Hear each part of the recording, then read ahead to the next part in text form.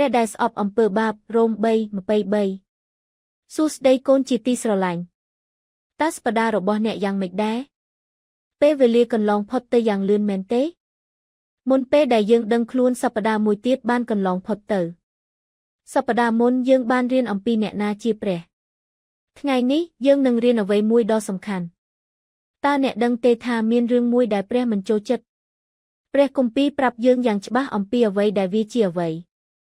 តើអ្នកដឹងទេថាវាជាអ្វីថ្ងៃនេះយើងនឹងរៀនអំពីអំពើបាបអ្នកខ្លះក្នុងចំណោមអ្នកប្រហែលជាធ្លាប់ឮពាក្យថាអំពើបាបប៉ុន្តែតើអំពើបាបមានន័យយ៉ាងណាព្រះគម្ពីរចែងនៅក្នុងរ៉ូម3:23ថាត្បិតមនុស្សគ្រប់គ្នាបានធ្វើបាបហើយខ្វះមិនដល់សេរីល្អរបស់ព្រះនៅពេលដែលព្រះបានបង្កើតពិភពលោកខ្ញុំបានបង្កើតអ្វីទាំងអស់ល្អនិងស្រស់ស្អាតខ្ញុំបានបង្កើតមនុស្សឲ្យរស់នៅយ៉ាងសប្បាយរីករាយជាមួយទ្រង់និងរីករាយនឹងសេចក្តីស្រឡាញ់របស់ទ្រង់ជារៀងរាល់ថ្ងៃប៉ុន្តែសប្តាហ៍ថ្ងៃនេះមនុស្សជាច្រើនមិនមានអារម្មណ៍សប្បាយចិត្តទេអ្នកខ្លះមានអារម្មណ៍សោកសៅខឹងឯកាឬភ័យខ្លាចសូម្បីតែក្មេងក៏មានអារម្មណ៍បែបនេះដែរហេតុអ្វីបានជារឿងនេះកើតឡើងព្រះគម្ពីរប្រាប់យើងថាមូលហេតុគឺអំពើបាបមិនមែនមានន័យថាមិនស្ដាប់បង្គាប់ព្រះទេហើយជ្រើសរើសផ្លូវផ្ទាល់ខ្លួនរបស់យើងជំនួសឲ្យផ្លូវល្អរបស់ព្រះដោយសារតែព្រះស្រឡាញ់យើងទ្រង់បានប្រទានបញ្ញត្តិទាំង10ប្រការដល់យើងដើម្បីជួយយើងរស់នៅតាមរបៀបត្រឹមត្រូវព្រះប្រាប់យើងឲ្យស្រឡាញ់ទ្រង់ឲ្យបានច្រើនបំផុតគោរពឪពុកម្ដាយរបស់យើងកុំលួចហើយកុំកុហកប៉ុន្តែជាច្រើនដងយើងមិនគោរពតាមបញ្ញត្តិទាំងនេះទេ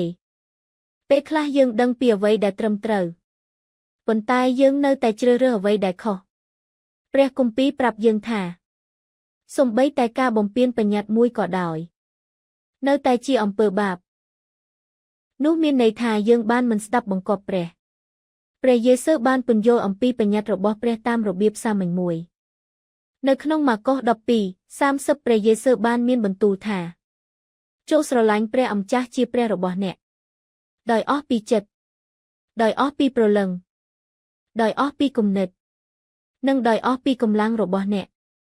ខ្ញុំក៏បានមានបន្ទូលថាចូលស្រឡាញ់អ្នកជិតខាងដូចខ្លួនឯង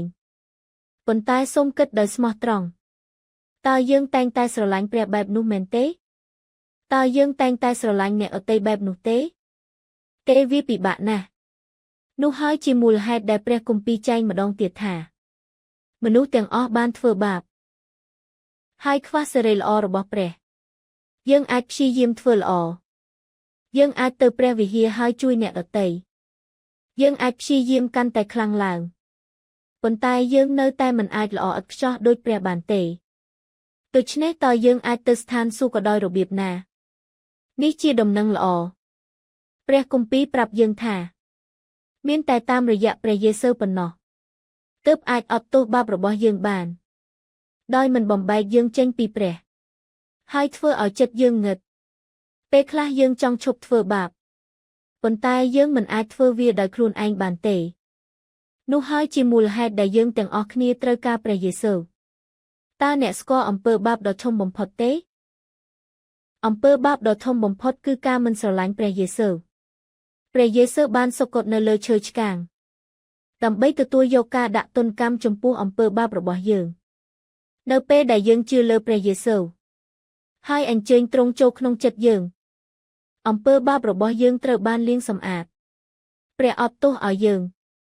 ហើយប្រទានជីវិតអស់កលឹបជានិច្ចដល់យើងកូនជាទីស្រឡាញ់ឲ្យសូមឲ្យយើងចងចាំសារថ្ងៃនេះហើយអធិស្ឋានជាមួយគ្នាព្រះវរបតាស៊ូជាទីស្រឡាញ់សូមអរគុណចំពោះការស្រឡាញ់យើងសូម្បីតែពេលយើងប្រព្រឹត្តអំពើបាបក៏ដោយសូមអរគុណសម្រាប់ការចាត់ព្រះយេស៊ូវមកអត់ទោសបាបរបស់យើងនិងបើកផ្លូវទៅកាន់ស្ថានសួគ៌សូមជួយយើងស្អប់អំពើបាបនិងគោរពតាមព្រះបន្ទូលរបស់ទ្រង់យើងសារភាពអំពើបាបរបស់យើងហើយមករកព្រះយេស៊ូវសូមអរគុណសម្រាប់ការសម្អាតចិត្តរបស់យើង